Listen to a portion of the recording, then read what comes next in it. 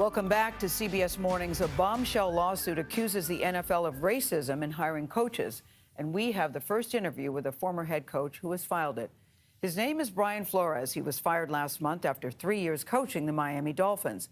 His lawsuit claims the NFL has failed to create a fairer hiring process. Quote, nothing has changed. In fact, the racial discrimination has only been made worse by the NFL's disingenuous commitment to social equity. As of today, there are 3 head coaches of color, including 1 black man out of 32 in the league. That's down from 8 in 2018. About 70% of the players are black. The NFL says in a statement, diversity is core to everything we do, and there are a few issues on which our clubs and our internal leadership team spend more time. We will defend against these claims, which are without merit. Brian Flores is here with us right now with his attorneys, Doug Wigdor and John Elefterakis. Make sure I got that right. For an interview you'll see first on CBS Mornings. Good morning. We appreciate you guys joining us. We know that you guys did reach out to us last week, but I'm glad you guys are sitting down with us now. Brian, I'll start with you. Last week, you interviewed for the head coaching job for the New York Giants.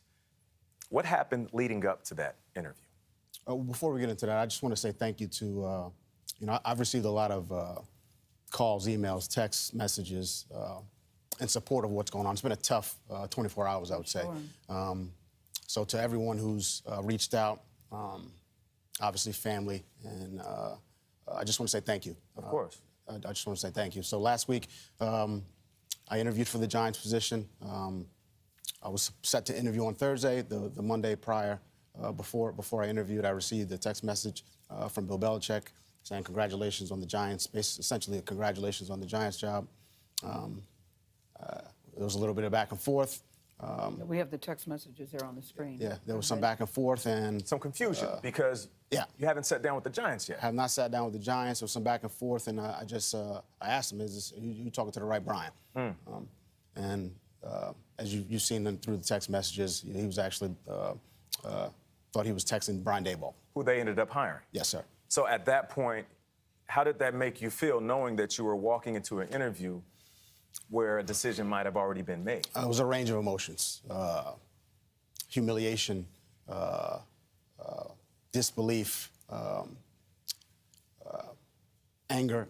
I've worked so hard to get to where I am in football, to become a head coach.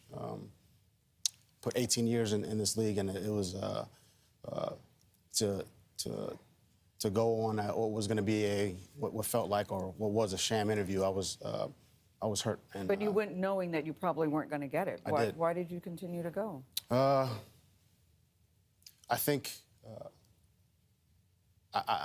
there's still hope, and maybe it's call it the audacity of hope.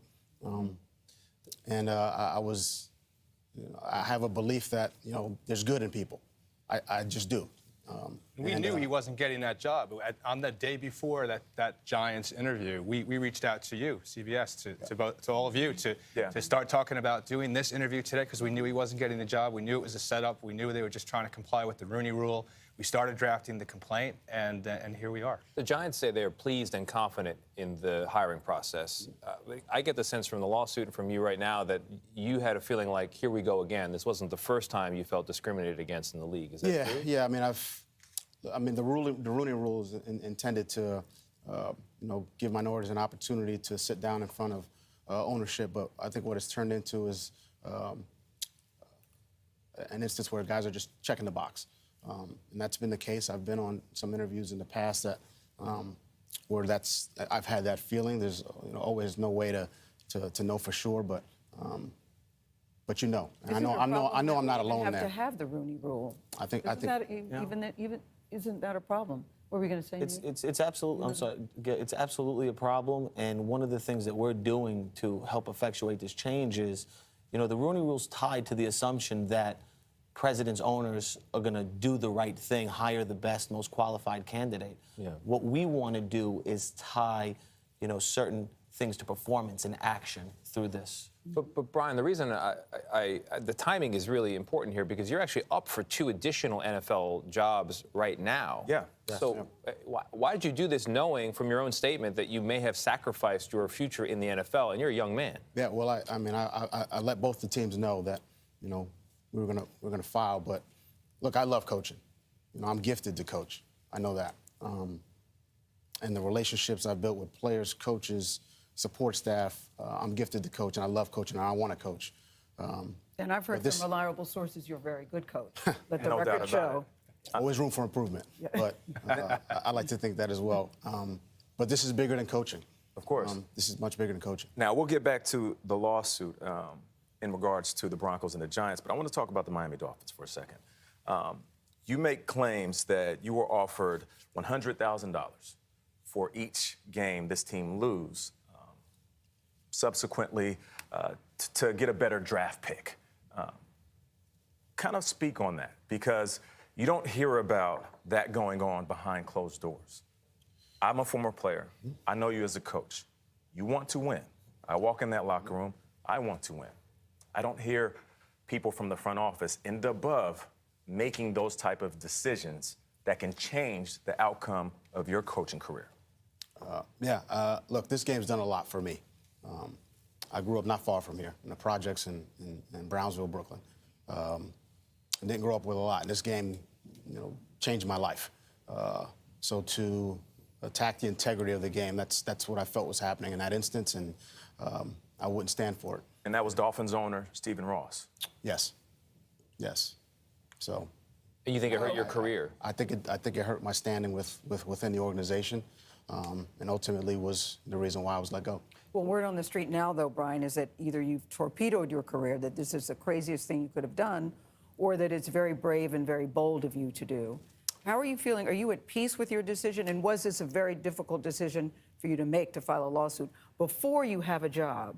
I understand the risks, and yes, it was a difficult decision, and I went back and forth. And like I said, I love coaching. I do. It's something that I'm passionate about. It brings me joy, and I love helping young people reach their potential and become the best versions of themselves. I'm gifted to do that. Brian? But this is bigger than that. I mean, can I just say, in 2022, the fact that we don't have one black owner, we only have one black head coach. That's actually I want to touch on. Really, Brian needs to be applauded for stepping forward to be the first person to really contest it. It's been talked about. Well, you've heard the statement. But now he has stepped forward to challenge it. You've heard the statement from the NFL, in a statement, diversity is core to everything we do. There are a few issues on which our clubs and our internal teams spend more time on. Yeah, they've acknowledged their problems. The executives there have acknowledged their problems. Now the PR team is trying to spin something. They could take two different paths. They could take the path of trying to defend and litigate, or we hope that they take the path of actually trying to correct things, to be an example not only for the NFL but for American society, to lead by example. When you talk about the owners, you got 31 white billionaires, and then the Packers have a special situation. 70% of the players are black. There's a power dynamic that's visible there. Yeah. In the lawsuit, there's this explosive line that the NFL is managed much like a plantation. That's a direct quote. Why did you decide to settle on that metaphor? I think. Look, we didn't have to file a lawsuit for the world to know that there's a problem from a hiring standpoint in regards to minority coaches in the National Football League. The numbers speak for themselves. Right. We filed the lawsuit so that we could create some change, and that's important to me. I think we're at a fork in the road right now. We're either going to keep it the way it is, or we're going to go in another direction and actually make some real change where we're actually changing the hearts and minds of those who make decisions to hire head coaches, executives, et cetera. And that's where we got to get to. We got to change hearts and minds. Brian, I heard someone say, but don't companies or clubs have the right to hire the person they think is the best qualified for the job, or the person they feel is right for the job? Whatever race they are. Whatever race they are, yes. They do. And that's very reasonable to me. But at the same time, there are I know a lot of very capable coaches, executives, minorities, coaches, executives who are minorities, and in a lot of cases are as qualified, more qualified, and quite frankly better than their white counterparts. But the difference here, though, is that they're not given an equal opportunity. Exactly. And, when we talk about this fork in the road that the NFL has, and Gayle, you talked about the statement that they released, denying and saying that they're going to defend. What was absent from their response to this 60-page complaint with serious allegations from a decorated head coach is, how about we'll investigate? We're troubled by this. We'll look into it. Immediate, no denial, and disregard and defend. But back to the point about the companies have the right to hire who they think is best qualified, we all agree with that. But the difference here, if what you're saying is true and you seem to have receipts, they knew ahead of time that you weren't going to get the job. So I'm thinking, why waste your time and theirs? And the word minority is it's loaded because it has different connotations. Yeah. We might be marginalized in certain areas, but our contributions to this game, both on the field and outside of the lines, are immense. Yeah. And when you have quality coaches that are available, that are gifted, and can lead teams but not getting the opportunity, that's why you are standing for what you're standing for. But I want you to have one last word. Those are called facts. That's right. One last thing, I'll let you say this, but you still want to coach in this league. I absolutely want to coach in this league, but I also know that I'm not the only story here. Yeah. I'm not the only one with a story to tell. You're speaking up for decades of this going on and hopefully stopping it from happening. There are people who have come before me, and I know there are others who have similar stories, and it's hard to speak out. It is. You're giving up, you're making some sacrifices, but this is bigger than football. This is bigger than coaching. Thank you for using your voice. You're doing the right thing. Thank you. Welcome back to CBS Mornings. We just had a big roundtable interview with Brian Flores, his two lawyers, in this explosive lawsuit against the NFL and two teams, three teams actually. One of those teams, the Giants, I wanted to give people a bigger picture, their more complete statement here. Okay. They say they are pleased and confident in their hiring process. They also say, in the conversation to be our head coach, that Brian Flores was in the conversation to be our head coach until the 11th hour. Ultimately, we hired the individual we felt was most qualified. Close quote. Be our next head coach.